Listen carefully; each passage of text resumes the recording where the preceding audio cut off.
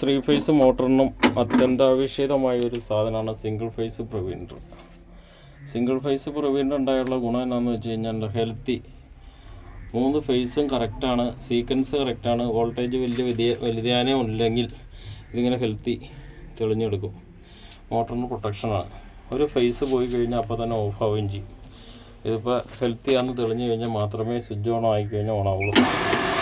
അങ്ങനെ മോട്ടർ ഓണായി ഇതിന് ശേഷം ഒരു ഫേസ് ഫെയിലിയറായി കഴിഞ്ഞ് കഴിഞ്ഞാൽ, ഒരു ഫേസ് നമ്മൾ ഊരി കഴിഞ്ഞാൽ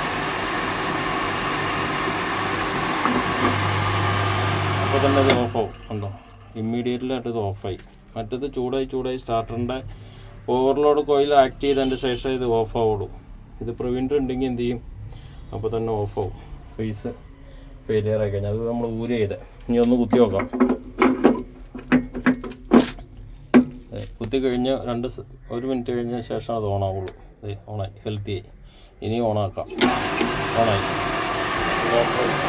ഓർഡറിന് ഊരി കഴിഞ്ഞ് കഴിഞ്ഞാൽ അപ്പം തന്നെ ഓഫ് ഓണാണ്.